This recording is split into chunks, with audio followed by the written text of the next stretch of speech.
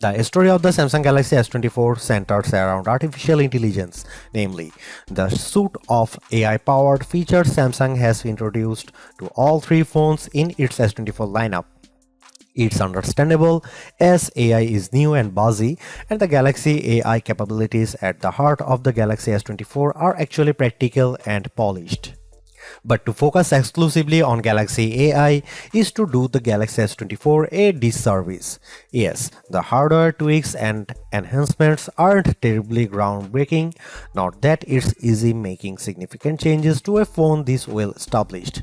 But the changes Samsung does make are important, improving upon an already stellar display while also tackling a long-standing complaint about the most compact model in its flagship lineup.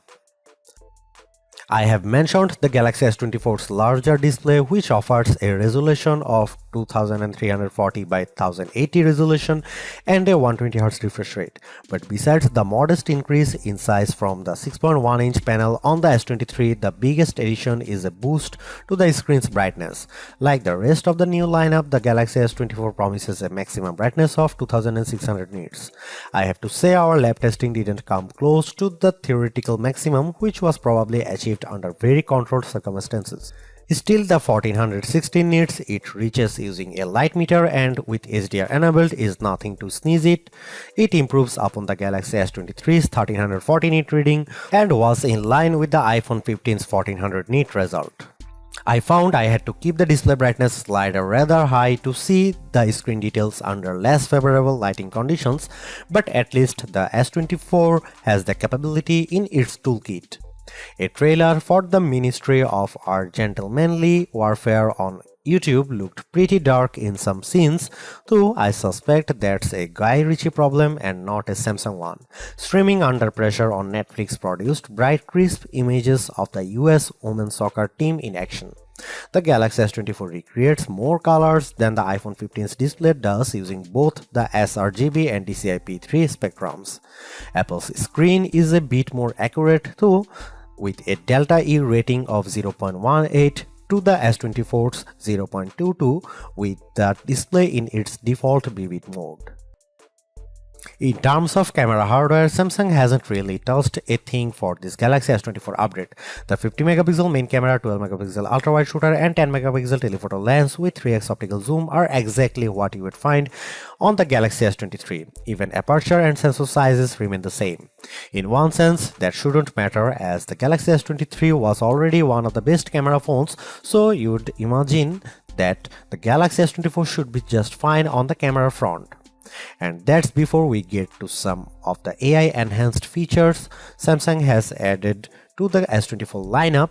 The trouble is Samsung's competitors have not stood still since last year.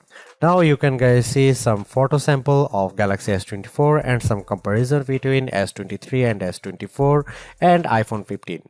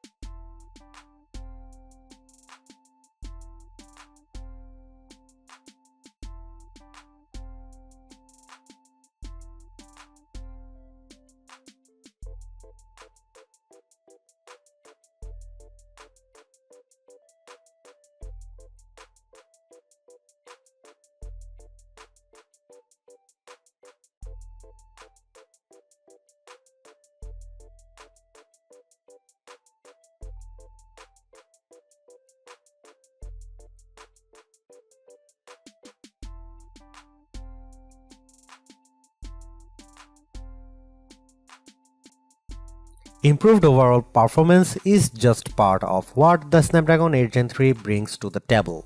It also manages power more efficiently, as we can see with Galaxy S24's giant leap forward in battery life over the Galaxy S23. We put every phone we review through our proprietary battery test, in which we have fully charged device surf the wave over cellular unit it runs out of power.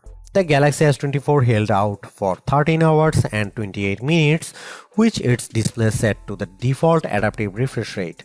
That's not only 3.5 hours better than the average smartphone's battery test time, it also tops the 10-hour 27-minute time recorded by the Galaxy S23. Battery size only explains so much of that improvement, as the S24's 4000 mAh battery is just a slight bump bigger than the 3900 mAh still powering the S23. That means that Snapdragon 8 Gen 3 deserves much of the credit, especially when you see similar improvements for the Galaxy S24 models over their predecessors. The Galaxy S24's battery test result can't match the times of the iPhone 15 Pro Max 14 hours and 2 minutes and iPhone 15 Plus 14 hours and 14 minutes.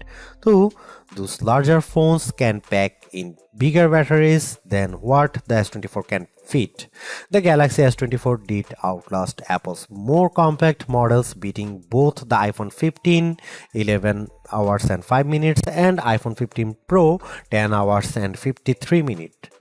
Samsung made no change to the charging speed of the Galaxy S24, which remains at 25 watt wired. After 30 minutes of charging, a drained Galaxy S24 reached a 54% charge, which isn't bad, though now here close to the OnePlus 12, that phone's 80 watt charging speed means you can get a fully charged device in half an hour.